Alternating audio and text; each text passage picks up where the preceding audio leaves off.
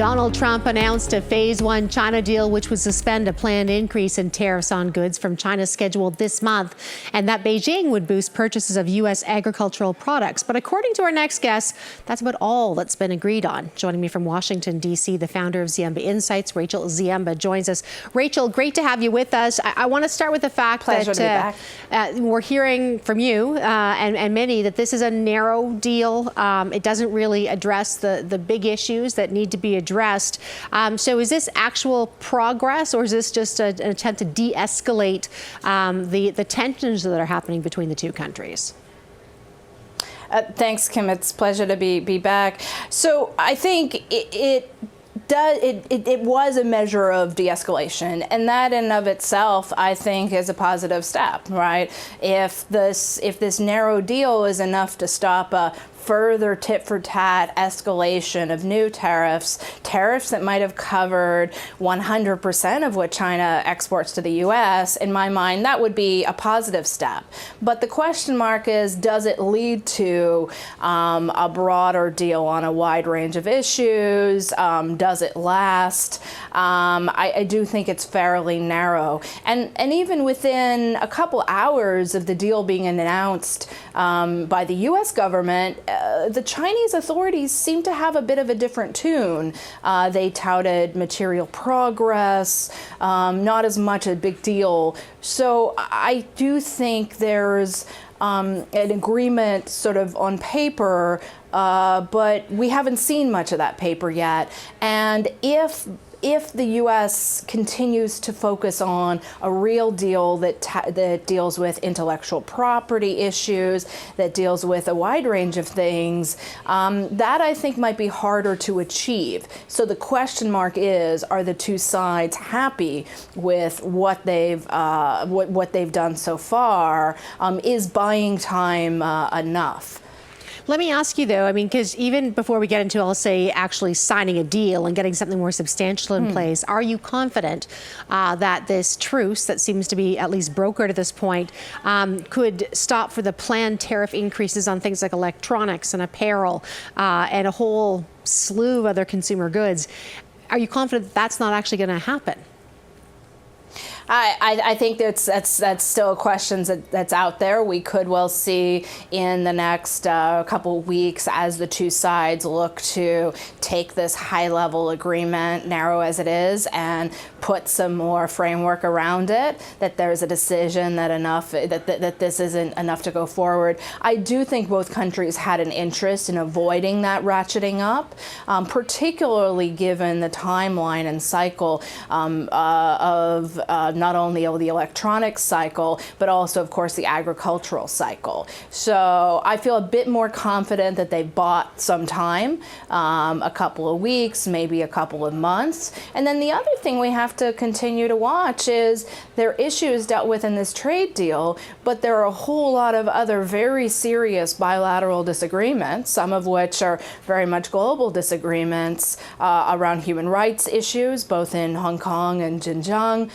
around Huawei and the technology conflicts, and real sort of restrictions that, even if this truce holds, those issues are still going to be there, and they're going to be undermining and creating splinters and fragmentation both between the U.S. and China, but also third countries like Canada. Let me ask you, and if you could just, I know you've put some, you've published some work talking about your, I'd say, worst case, most likely case, and then your optimistic case. Just in a nutshell, what do you see playing out for each one of those?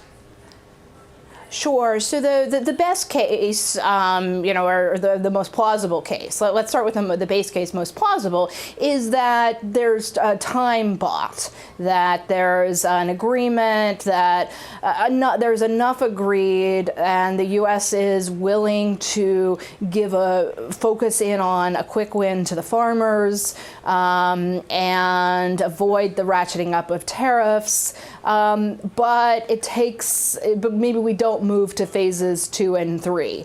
And so that means that some of the existing tariffs stay in place. There might not be new ones ratcheted up, and these technology conflicts continue.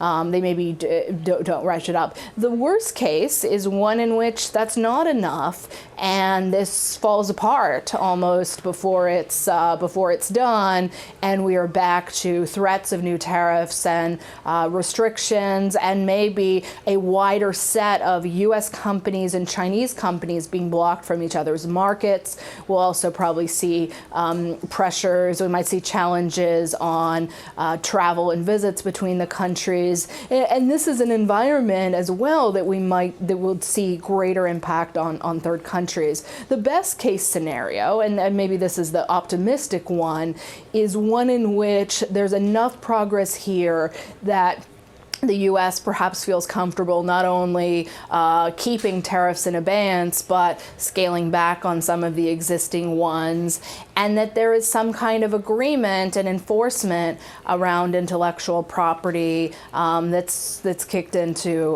next year.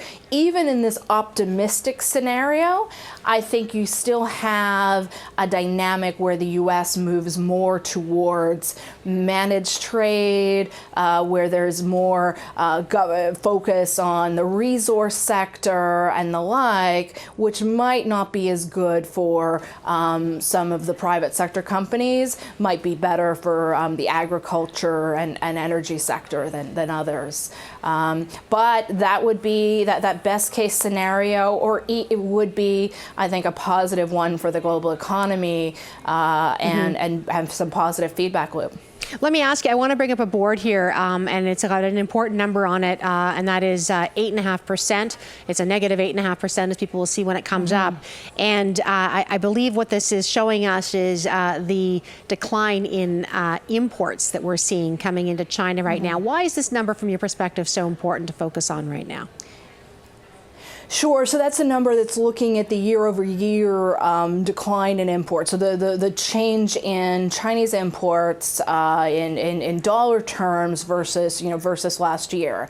And why that's so important is to say it's not just a story of Chinese exports to the U.S. and to others facing challenges, but also imports. And so why is that important? Both there are some imported goods that go into making exports, but it's also a reflection of the fact that Chinese domestic demand has been slowing down. It's not an acute crisis. The country is not falling off a cliff, and I think the global economy is not falling off a cliff yet.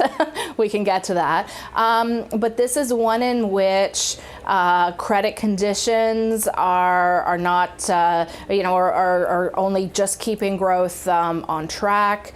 And we're not seeing a reacceleration. China has a lot of structural challenges that I think are, over the next year or so, going to bring real GDP growth rates down to about 5%.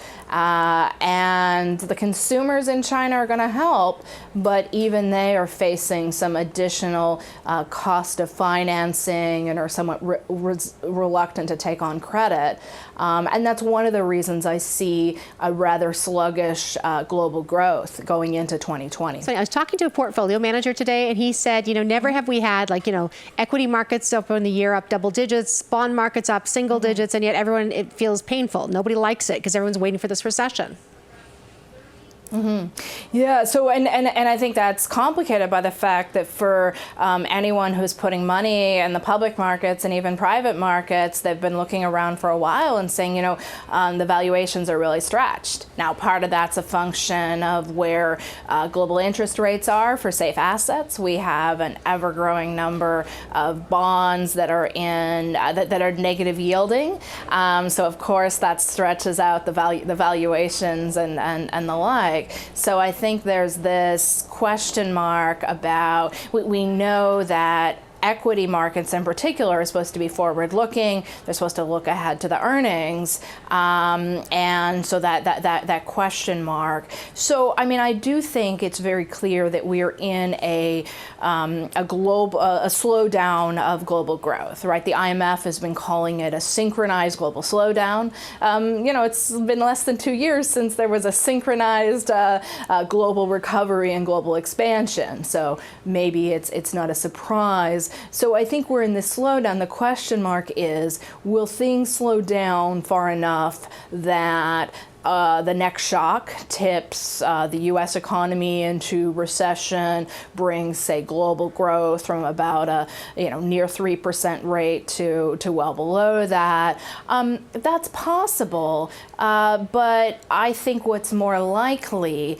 is just that we have this slowdown in global growth, that as a result we have central banks pushing even further on easing, which probably keeps interest rates low and actually probably means that credit bubbles such as they're building might go back to growing a bit more. When we look at the underlying data, particularly in the U.S. consumer sector, consumers are still pretty strong. Actually, the Canadian consumers are still fairly strong as well. Canadian economy has been quite resilient so far. But those overarching numbers, the other reason I think people are uneasy is, of course, these aren't universal trends within or between countries, right? You look at Canada, where you have geographies, particularly those tied to the resource sector, that have been really hurting and have been going through local recessions. Same thing we could say in the oil patch in the United States. So I think one reason people are uneasy is a question of, will it become generalized? And of course, we know that wage rates aren't going up a lot in the United States. So I think for some people, maybe it doesn't feel like a recession, but it doesn't feel like they've been sharing a lot in those gains. And people are looking ahead to the election side, the elections, particularly here in the U.S. in 2020, and whether policies will change dramatically. So policies like those of Elizabeth Warren, for example, people are really questioning what that might mean for valuations. So I think a number of drivers of people being uneasy, but it's not clear to me that recession is the only outcome. And I worry sometimes that a focus solely on are we going into recession or not might mean that we might miss the boat and not deal with and think about what do investment returns look like in a period of protracted weaker growth.